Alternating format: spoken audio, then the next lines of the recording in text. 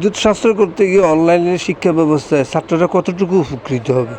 দুটো ফ্যানে 30 থেকে 40 জন ছাত্র পড়ানো যায়। বাসায় আমরা সকলে একজন দুজন করে পড়ি। এখানে সর্বমোট বাংলাদেশে যদি গড় আয়তন করি তাহলে 70% শুধু ফ্যানের দিকে যাচ্ছে। এতে সাশ্রয় হওয়ার কোনো মানেই হচ্ছে না। সরকারের কাছে আমার এটাই প্রশ্ন যে আপনাদের কি মনে হচ্ছে যে অনলাইন ক্লাস করাটাই বিদ্যুৎ সাশ্রয় হবে? তো আপনার কি মনে হয় সেটা জানাবেন। ফোন কিনে দেওয়াটা এটা খুবই একটা আগলি ব্যাপার। আমরা জাস্ট 6-এ পড়ি। আমরা এই বয়সে যদি মা বাবা আমাদেরকে ফোন কিনে দিতে হয় তাহলে তো এটা মানানসই বললে আমরা পড়ালেখা বুঝি না, আর করোনার সময় আমরা পড়ালেখা করি, ভালো মতো পড়ালেখাও বুঝি নাই বলে আমরা তারপর আমরা ফেসবুক দেখি বা টিকটক দেখি, এই জন্য আমরা ভালো মতো পড়ালেখাও বলতে পারি না।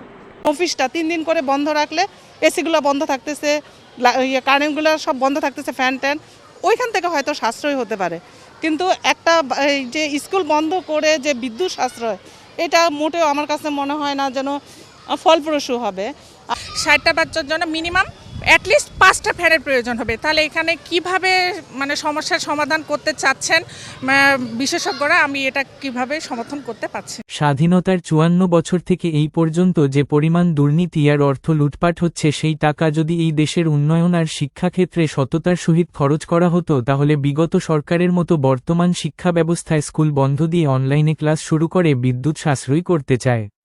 এই দেশের কোন সেক্টরে সততা ও ইমানদারিতা আছে কেউ জানলে কমেন্ট জানাবেন। সরকারি অফিস আদালত সহ সরকারের সকল দপ্তরের এসি বন্ধ করে শিক্ষা কার্যক্রম পরিচালনা করাটাই হবে বাস্তব সিদ্ধান্ত।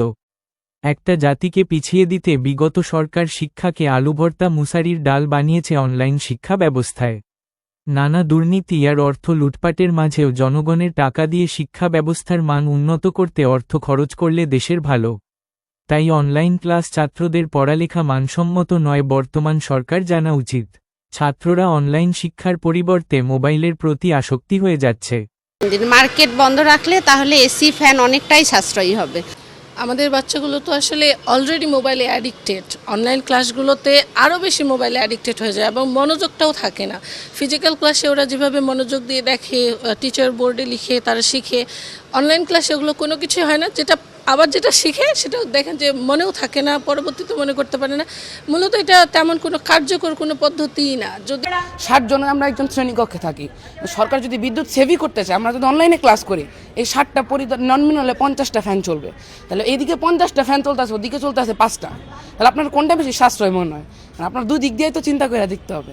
সাশ্রয় তো ক্লাসেই ক্লাস করা, নাহলে তো আপনার নতুন করে আপনার আরও 54টা, ধরেন 54 বা 50টা এরকম ফ্যান তো আপনার আবার চালাইতে হবে। তাহলে এদিকে বিদ্যুতের জ্বালানি সাশ্রয় কেমন হইতেছে? এই বাংলাদেশে যে জ্বালানি সংকট আছে এটা কাটুক এবং সরকার চিন্তা করুক, সরকার গভীরভাবে চিন্তা করুক। সরকার আসলে অনেক চিন্তাই করে, কিন্তু আসলে বাস্তব ধর্মী চিন্তা এটা তাদের মধ্যে নাই। এখন আপনি দেখেন, আপনি যদি বাসায় ক্লাস হয় তাহলে আপনার বিদ্যুৎ অপচয় বেশি হবে, যেটা ক্লাসে করলে আরো কম হচ্ছে। এবার যে আমরা ইন্টারনেটের জন্যই করতেছি, প্রত্যেক দিক দিয়েই তো অপচয়। তাহলে এটা আপনার বিদ্যুৎ জ্বালানি সাশ্রয় হইতেছে কেমনে? বর্তমান যুগে মোবাইল গেমস আর ডিজিটাল ডিভাইসের প্রতি আসক্তি এরা মানুষের অনেক বেশি। তাহলে এখন যদি অনলাইনে ক্লাস হয়, আসল কথা কি, অনেকে অ্যাটেনশনটা, মেইন যে অ্যাটেনশনটা এটা থাকবে না অনলাইনে ক্লাস করলে।